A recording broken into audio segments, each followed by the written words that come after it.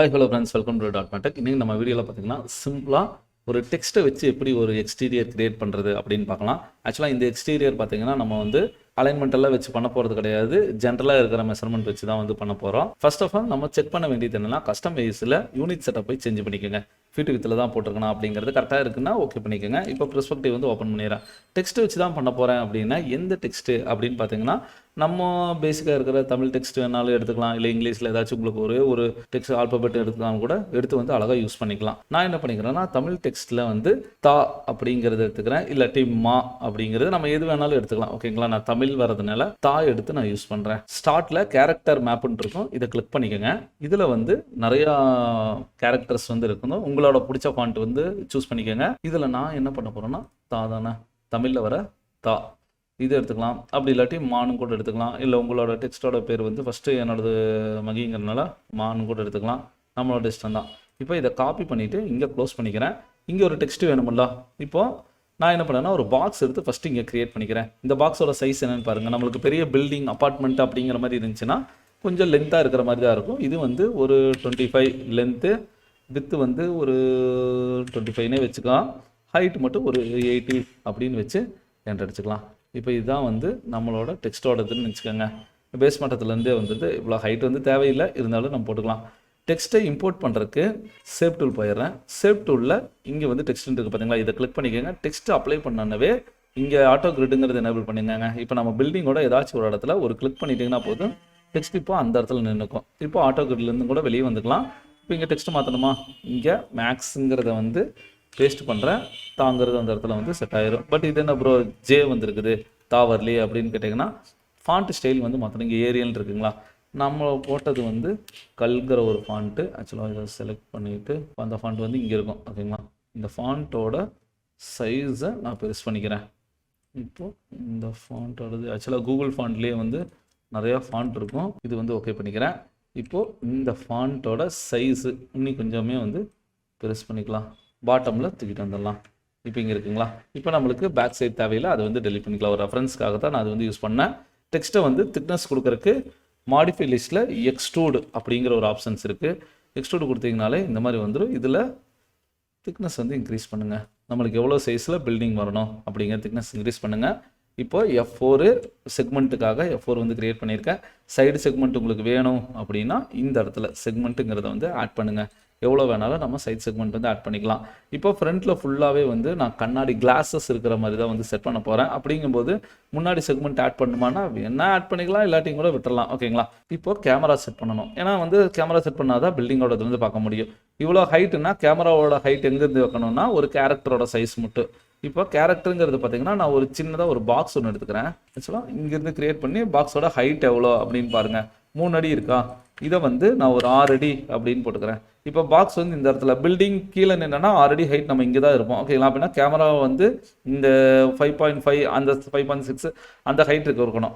இப்போ left side view போய்க்கோங்க. Left side வியூவில் இங்கேருந்து பார்த்தா தெரியுதுங்களா, இங்கே பில்டிங்லேருந்து எவ்வளோ டிஸ்டன்ஸ் தள்ளி இருக்கேங்கிறத ஃபஸ்ட்டு மெஷர்மெண்ட் பார்க்கணும். ஏன்னா இதெல்லாமே பார்த்தா மட்டும்தான் வந்து கேமராவை ப்ராப்பராக நம்மளால் அப்ளை பண்ண முடியும். ஓகேங்களா, இப்போதைக்கு நான் கேமராவை இங்கே கிரியேட் பண்ணுறதுக்கு கிரியேட் கேமராவில் வீரே ஃபிசிக்கல் கேமரா இங்கே பாருங்கள். இங்கிருந்து நான் வந்து ஸ்ட்ரெயிட்டாக பில்டிங்க்கு முன்னாடி வந்து செட் பண்ணிக்கிறேன். இப்போ பில்டிங்க்கும் டார்கெட்டுக்கும் கேமராவுக்கும் எவ்வளோ டிஸ்டன்ஸு அப்படிங்கிறத கேமராவை செலக்ட் பண்ணிவிட்டு கேமரா பேராமீட்டரில் போனீங்கன்னா இங்கே பாருங்கள் 34 அடி டிஃப்ரென்ஸ் வந்து இந்த இடத்துல இருக்குது. ஓகே, இது வந்து கரெக்டாக தான் இருக்குது. இப்போ கேமராவோட டார்கெட் பிடிச்சிக்கோங்க. டாப் வியூ போய் பாருங்கள். இப்போ டாப் வியூலேருந்து பார்க்கும்போது பில்டிங்கோட சென்டரில் இருக்கணுமா, பெர்ஸ்பெக்டிவ் போங்க, பில்டிங்கோட சென்டரில் இருக்கும். இப்போ 4 வியூவில் இந்த வியூவை சி ப்ரெஸ் பண்ணி கேமரா வியூவை போய்க்கலாம். இப்போது கேமரா வியூங்கும் போது டார்கெட் பாயிண்ட் இங்கே இருக்குங்களா, இதை வந்து நான் லைட்டாக மேலே தூக்குறேன்.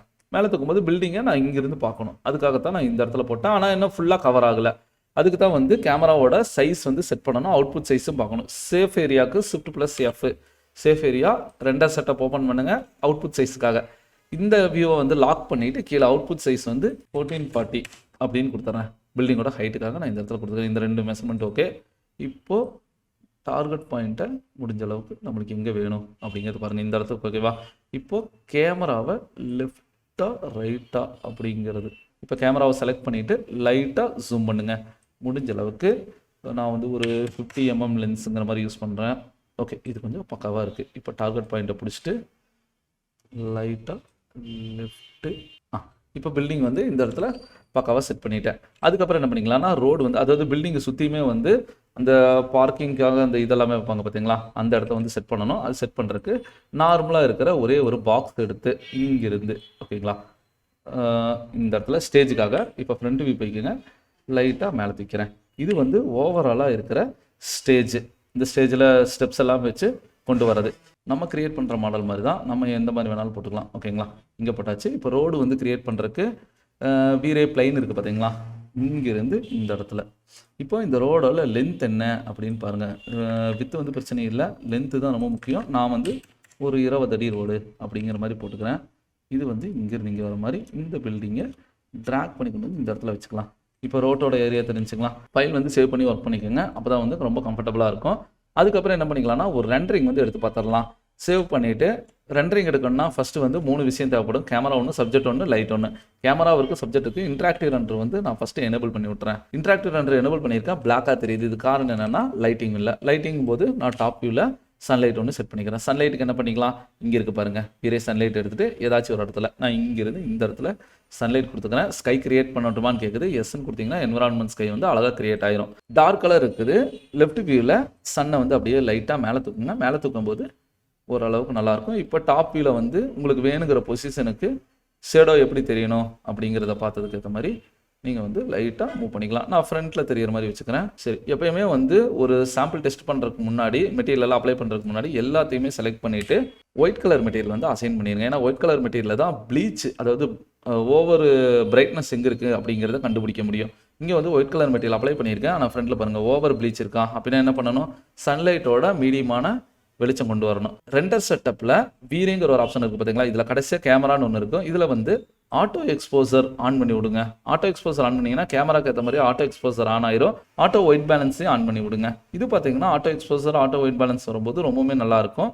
சரி ப்ரோ, இருந்தாலும் இந்த ப்ளீச் எல்லாமே இருக்குதுல்ல, இந்த ப்ளீச்சை கண்ட்ரோல் பண்ணுறதுக்கு நான் என்ன பண்ணுறதுன்னா ஃப்ரேம் பஃபர்லேயே பார்த்தீங்கன்னா இந்த ஆப்ஷன்ஸில் எக்ஸ்போசர் அப்படின்னு ஒன்று இருக்குது. இதில் வந்து ஹைலைட் பர்னை கம்மி பண்ணும்போது உங்களுக்கு ஓவராக ப்ளீச் அடிக்கிறது எல்லாமே வந்து கண்ட்ரோல் ஆயிரும். லைட்டாக கான்ட்ராஸ்ட்டை இன்க்ரீஸ் பண்ணுங்கள். குவாலிட்டி வந்து டார்க் கலரில் இன்க்ரீஸ் ஆகும், பார்க்குறக்கே ரொம்ப அழகாக இருக்கும். இப்போ எனக்கு இது ஓகே அப்படிங்கும்போது இதை வந்து நான் க்ளோஸ் பண்ணிக்கிறேன். ஆட்டோ எக்ஸ்போசர்லேயே பாதி வேலையை முடிச்சாச்சு. நெக்ஸ்ட் பில்டிங் பார்த்தீங்கன்னா மெட்டீரியல் அப்ளை பண்ணிடலாம். இப்போ 2 மெட்டீரியல் அப்ளை பண்ண போகிறேன். ஃப்ரண்ட்டில் ஃபுல்லாகவே கிளாஸு, சைடில் வந்து காங்கிரீட் மெட்டீரியல் அப்ளை பண்ணிக்கலாம். மெட்டீரியல் அப்ளை பண்ணுறதுக்கு மெட்டீரியல் எடிட்டர் எம் ப்ரெஸ் பண்ணுங்கள். இப்போ 2 மெட்டீரியலுமே தனித்தனி ஸ்லாட்டில் வந்து அப்ளை பண்ண போகிறது கிடையாது. ஃபஸ்ட்டு ஸ்லாட்டில் கெட் மெட்டீரியல் போயிருங்க. இதில் வந்து ஜென்ரலில் மல்டி சப் ஆப்ஜெக்ட்டுங்கிறது ஒன்று கிளிக் பண்ணுங்கள். ஐடியை வச்சு நம்ம அப்ளை பண்ணிக்கலாம். ஐடிங்கிறது பார்த்தீங்கன்னா இங்கே 1 2 இருக்குது அப்படின்னா பேக்கில் இருக்க காங்கிரீட்டுக்கெல்லாம் 1 கொடுத்துடலாம். அப்படின்னா இங்கே நன்னு இருக்குது பார்த்தீங்களா, இதில் 1 கிளிக் பண்ணிவிட்டு இதில் மெட்டீரியல் செக்ஷனில் ஜென்ரலாக இருக்கிற வீரே மெட்டீரியல் 2வது வந்துருங்க. இப்போ இந்த மெட்டீரியலுக்கு வந்து காங்கிரீட்டு. செகண்ட் ஐடியில் இதே வந்து வீரே மெட்டீரியல். இந்த சைடு வந்து கிளாஸுக்கு பார்த்தீங்கன்னா 2 தானே இருக்குது. இந்த மெட்டீரியலை வந்து நம்ம பில்டிங்கை ஃபுல்லாகவே பாலிகான் செலக்ட் பண்ணுங்கள். ஆக்சுவலாக ரைட் கிளிக் பண்ணி கன்வெர்டேட்டபிள் பாலிகானாக கன்வெர்ட் பண்ணிட்டீங்கன்னா இது ஃபுல்லாகவே பாலிகான் ஆப்ஜெக்டாக மாறிடும். நம்பர் 4 ஃபுல் ஆப்ஜெக்ட்டுமே செலக்ட் பண்ணிவிட்டு ஆல்ட்டு பிடிச்சி ஃப்ரண்ட்டை மட்டும் டீசெலக்ட் பண்ணிடுறேன். இப்போ பேலன்ஸ் இருக்கிறது பின்னாடி ஃபுல்லாக செலக்ட் ஆகிருக்கா. இது எல்லாத்தையுமே என்னது, கீழே வந்தீங்கன்னா பாலிகான் மெட்டீரியல் ஐடியில் நம்பர் 1 இப்போ வந்து நம்பர் 1 ஆயிடுச்சு. இப்போ இந்த ஃப்ரண்ட்டில் இருக்கிறத மட்டும் செலக்ட் பண்ணிவிட்டு இதை வந்து நம்பர் 2. இப்போ 2 ஐடி வந்து இங்கே செட் ஆயிடுச்சுங்களா. இதை ஃபுல்லாக க்ளோஸ் பண்ணிடுங்க. இப்போ மெட்டீரியல் எடிட்டர் ஓப்பன் பண்ணுங்கள்.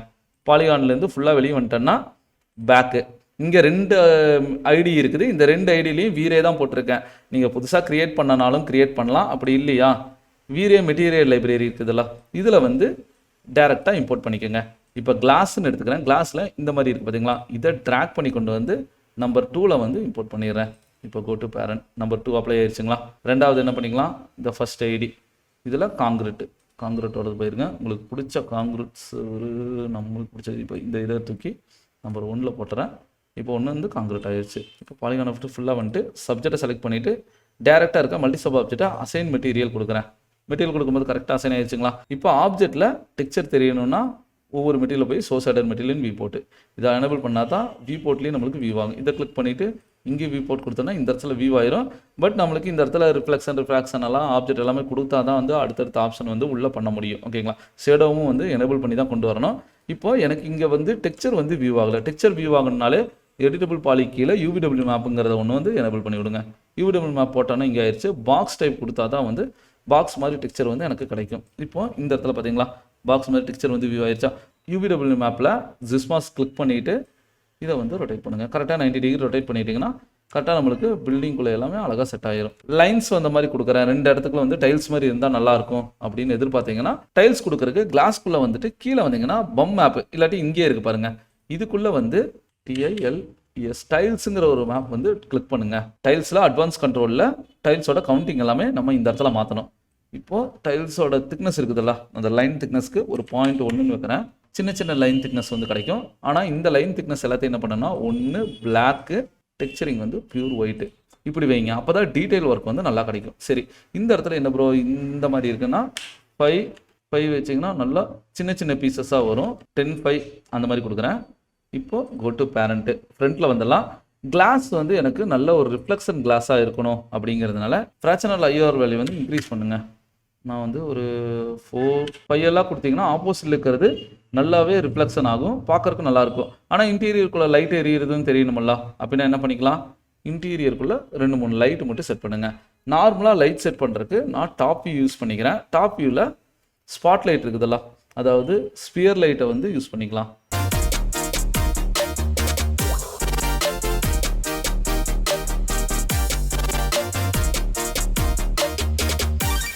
லைட்டு பார்த்தீங்கன்னா LED லைட் மாதிரி நம்ம இந்த இடத்துல செட் பண்ணி தான் ஆகணும். அப்போ தான் வந்து அதோட குவாலிட்டி வந்து தெரியும்.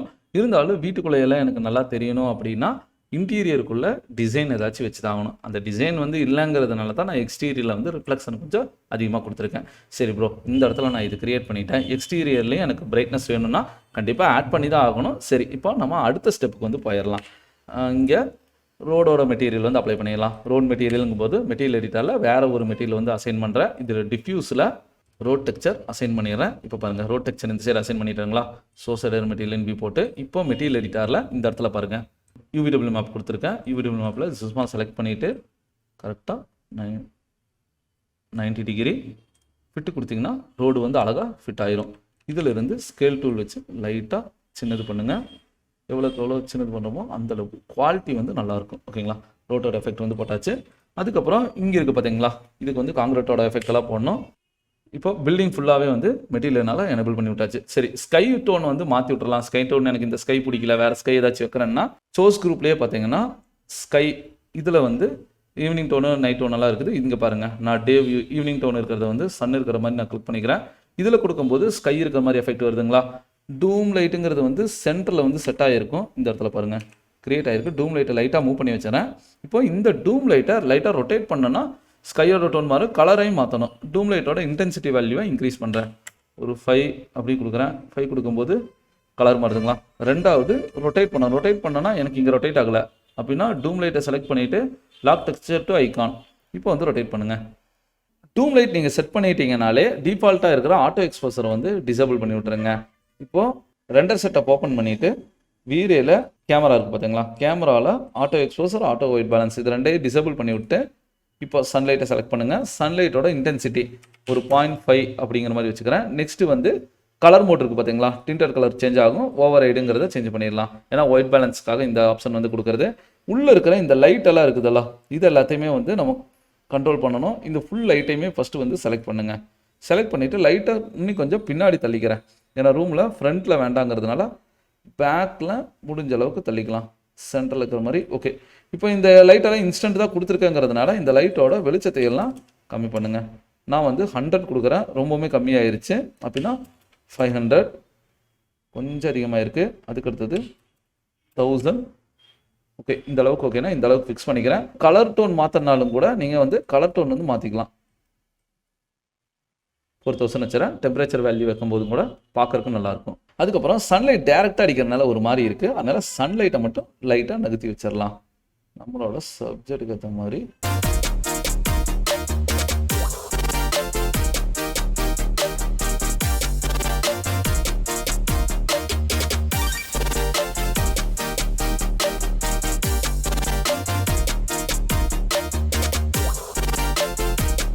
இதுக்கப்புறம் ஒரு விஷயம், ரிஃப்ராக்டில் தின் வேலர்னு ஒன்று இருக்குது. இதை வந்து எனேபிள் பண்ணுங்கள். எனேபிள் பண்ணும்போது ஷேடோவெல்லாம் நம்ம வச்ச லைட் மாதிரியே இருக்காது. ஃபுல்லாகவே பார்த்தீங்கன்னா கொஞ்சம் நேச்சுரலாக இருக்கிற மாதிரி ஒரு ஃபீல் கிடைக்கும். இந்த இடத்துல பார்த்தீங்களா, பார்க்குறக்கே ரொம்ப அருமையாக இருக்கும். இன்னுமே உள்ள சப்ஜெக்டில் ஆட் பண்ண ரொம்ப அருமையாக இருக்கும். சரி, இந்த செக்ஷன் வந்து நான் இதோட ஸ்டாப் பண்ணிக்கிறேன்.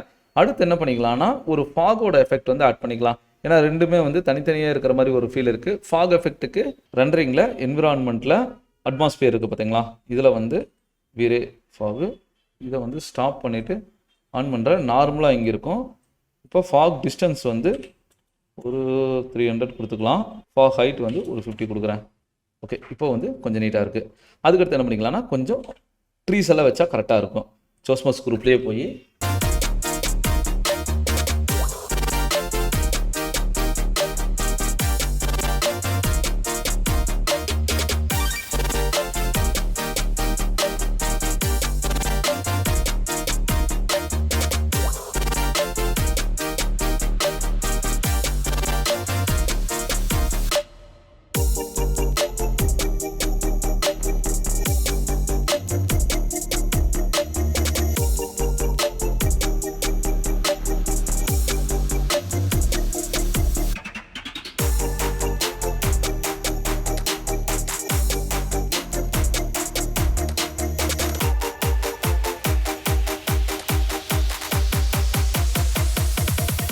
நம்மளோட டெக்ஸ்ட் மட்டும் இருக்குது பார்த்தீங்களா, இதில் மட்டும் எடிட்டபிள் பாலியில் எட்ஜ் வந்து செலக்ட் பண்ணுங்கள். எட்ஜ் செலக்ட் பண்ணிவிட்டு ஃபுல் ஆப்ஜெக்டையுமே அதாவது எட்ஜ் செலக்ட் பண்ணிவிட்டு கண்ட்ரோல் ஏ ஃப்ரண்ட் வியூவில் போயிட்டு இது ஃபுல்லாகவே ஆல்ட் பிடிச்சி டீசெலக்ட் பண்ணிக்கிறேன். இப்போ பார்த்தீங்களா, இந்த எட்ஜ் மட்டும் தானே இருக்குது. கீழே வந்தீங்கன்னா கிரியேட் சேஃப் ஃப்ரம் செலெக்ஷன், இது வந்து சேஃபாக வந்து சேஞ்ச் பண்ணுறது. ஓகே கொடுத்துட்டிங்கன்னா இது வந்து சேஃபாக சேஞ்ச் ஆகிரும். இப்போ நம்மளோட சேஃபை மட்டும் செலக்ட் பண்ணுங்கள்.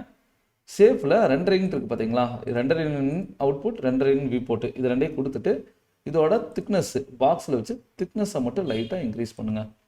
திக்னஸ் இன்க்ரீஸ் பண்ணும்போது இதோட ஹைட் அண்ட் வித் வந்து பார்டர் கட்டுற மாதிரி வரும். இது வந்து சப்ஜெக்டோட ஓவரால் பார்டருக்கு. ஓகேங்களா, இதை நீங்கள் கொடுத்துட்டு இங்கே வெர்டெக்ஸு செக்மெண்ட் இந்த லைன் வேணும்னா யூஸ் பண்ணிக்கலாம், வேண்டாட்டி அந்த லைனை மட்டும் டெலீட் பண்ணி விட்டுறலாம். இதை வந்து ஆங்கிளில் வந்து ரொட்டேட் பண்ணுறேன்னு வச்சுக்கோங்க. இங்கே லைட்டாக ரொட்டேட் பண்ணுறேன்னா கொஞ்சம் கிராஸாக இருக்கும்போது பார்க்கறதுக்கு லுக்காக இருக்கும். சோஸ்கிரிப்டில் மெட்டல் அப்படிங்கிற ஒரு ஆப்ஷன்ஸ் இருக்கும். இங்கே பாருங்கள், மெட்டல் இருக்கா, மெட்டலில் பிடிச்ச மெட்டல் கிராச்சஸ் மெட்டல் வேணாலும் ஆட் பண்ணிக்கலாம். நான் வந்து இந்த மாதிரி கிராச்சஸ் எடுத்து அப்ளை பண்ணிக்கிறேன். மெட்டல் அப்ளை பண்ணியாச்சு. மெட்டல் அப்ளை பண்ணனவே பாருங்கள், இந்த ஆப்ஜெக்டை ஷிஃப்ட் பிடிச்சி உள்ளே ட்ராக் பண்ணுங்கள், காப்பி கொடுத்து ஓகே பண்ணுங்கள். இந்த ஆப்ஜெக்டோட வித்து வந்து கொஞ்சம் அதிகம், திக்னஸ் நல்லாவே இன்க்ரீஸ் பண்ணுங்கள். இப்போ இங்கே இருக்கிறதுக்கு வந்து காங்கிரீட் மெட்டீரியல் அப்ளை பண்ணிடலாம். காங்கிரீட்டில் நல்லா ரஃப் அண்ட் டஃப்பாக இருக்கிற மாதிரி எடுத்து அப்ளை பண்ணுங்கள். ரொம்பவே சூப்பராக ப்ளஸ் இதுவே அப்ளை பண்ணிவிட்டு இந்த மெட்டீரியலுக்கு மெட்டீரியல் எடிட்டரில் கிளிக் பண்ணுங்கள். சோர்ஸ் ஆர்டர் மெட்டீரியல் வியூ போட்டு இதுக்கு ஃபுல்லாகவே வந்து UVW மேப்பு. ஓகே ஃப்ரெண்ட்ஸ், இந்த வீடியோ நான் இதோட கம்ப்ளீட் பண்ணிக்கிறேன். நெக்ஸ்ட் இதோட பார்ட் வந்து அப்லோட் பண்ணுறேன். நான் ஆன்லைன் கிளாஸ் வந்து ப்ரொவைட் பண்ணிட்டு இருக்கேன். விருப்பம் இருக்கிறவங்க வாட்ஸ்அப் நம்பருக்கு வந்து டெக்ஸ்ட் பண்ணுங்க. அதோட ஃபீஸ் டீட்டெயில் எல்லாமே வந்து உங்களுக்கு நான் ஃபர்தராக சொல்கிறேன். இந்த வீடியோ பிடிச்சிருந்துச்சுன்னா லைக் பண்ணி சப்ஸ்கிரைப் பண்ணுங்க.